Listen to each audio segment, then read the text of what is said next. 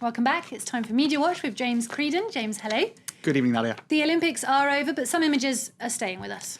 Yes, they are indeed. And they're talking, I suppose, in the media, in Le Monde and elsewhere, about the 100 most beautiful images from the Olympic Games. And of course, there are many wonderful, victorious moments. Usain Bolt here Making the world sprinting look to like the a finish. blur. Exactly. But there are also the less, I suppose, glorious moments of Olympians. And one in particular that has captured the imagination of bloggers, etc., is this particular moment. Michaela Moroni, right? Now, she won the silver medal in a gymnastics event and didn't look too impressed really with that silver medal. She's only 16, so I suppose she might get more impressed with incredible achievements like that as life goes on, because really that ain't so bad for 16, you know. She does seem a bit peeved, doesn't she? She doesn't seem too pleased. So in any case, what you have, various websites are looking at the memes, right? The 5 best memes from the Olympic Games. And a meme, of course, is a picture or an image that captures the public imagination and that you sort of have a little bit of fun with. So walking on the moon, yeah. So here she is, walking the moon, not too impressed with that. Outside various stadia, not too impressed with that. Somewhere a little bit difficult to explain. A new baby, something happy and wonderful, not really impressed by that either. Sesame Street really doesn't impress her. A cute kind of animal photo. A website favorite. She's really unfazed by it. The Grand Canyon just doesn't do anything for her. So there you go. That was one of the pictures for a totally unrelated and unsporting reason that captured the public imagination. I suppose another one is Boris Johnson, if I could find him. He famously got stuck on a zip wire. This is the YouTube video, one of many, with hundreds of thousands of hits. He got stuck for 5 minutes above London's Victoria Park, and it just became one of the images that sort of entered into the public consciousness around that time for all the wrong reasons. And here he is being dropped into somebody's mouth. Here he is dangling over a cartoon dinner plate. You get the idea, right? Usain Bolt dangling him from his hand. So there you go. Another meme, people having fun with funny images coming out of the Olympics. And going back to Moroni, it seems she's responded with another unimpressed face. That's right. If I could find it here, on her Instagram, she basically poked fun at the whole phenomenon along with 2 other So after doing the Bolt, teammates. we'll be doing the Moroni. Is that basically the idea? Exactly, the kind of that diagonal mouth thing. You have to have a lot of muscles around the mouth to be able to do that, I find. I can't really imitate it. But speaking of people poking fun at their own, I suppose, jokes being made about them, it reminds me of another meme. We're getting sick of memes at this point. This is texts. No, still loving it. Text by Hillary. Now, Hillary Clinton was snapped back in March, April of this year, sending a text message on her mobile phone. It was a photo taken by Diana Walker, and it quickly became a blog called Texts.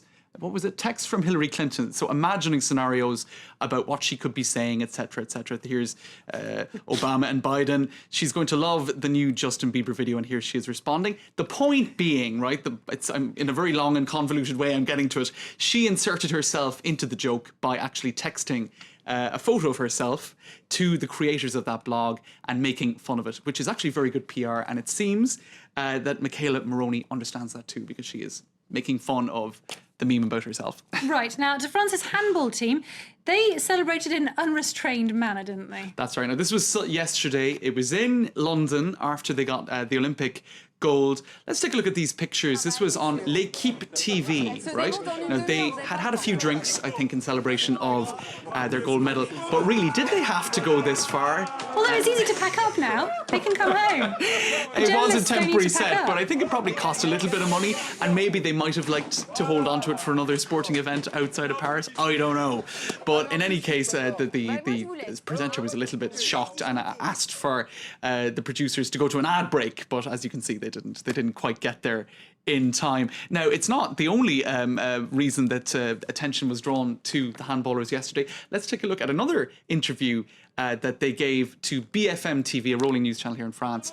And yes, Nadia, I think it's just as well you or I weren't in that particular hot seat even That's being the quite appropriate, actually. Oh, wow, okay. Yeah, he was just, they stripped him down, So also there you dangerous. go. They were really happy, but perhaps overdoing it. Now, let's go online quickly, because many people were saying that if this was the French football team, would people have reacted in the same way? Because the French footballers have been open to a lot of criticism in the past for insulting journalists. They're over opened themselves up to a lot of criticism. That's right, they have indeed. Sometimes it's been their own fault. Others would say, has the press gone a bit too far? Well, they're saying if it was the French football team who had torn up football set, perhaps the press wouldn't have reacted in the same way. There was a famous incident recently where Samir Nasri at the Euro 2012 championship insulted in rather colourful language a L'Equipe journalist, and let's just say the press was a bit less clement.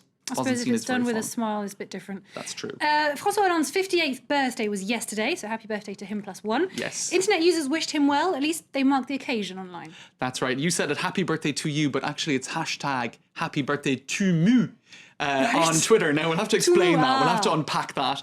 Happy birthday to Mu. He's often criticised, if we take a look online on Twitter at this particular hashtag, of being a bit soft, a bit mu. So this is a hashtag that has been doing the rounds online, accusing him of being a bit of a softie, not being a very tough president. So here you have Flamby, a little Flamby, which is his pet name, a little jello-y sort of cake or yogurt. And here he is again with flour being thrown in his face. I'd like to show you this website as well, just to finish with, also being thrown into the birthday celebrations.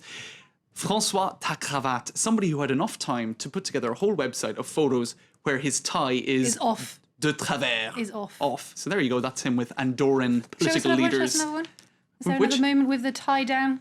Scroll down. I want to see more of the ties. There's none on this page, unfortunately, but plenty on François-Tacravat.fr. Okay. Thank you very much for that, James Creedon. Thanks, Nadia. That's it for that. Stay tuned. Web News has an eye on the US campaign trail. The Romney Girl thinks about Romney's world, where transparency is not the former governor's priority. Take a look at that.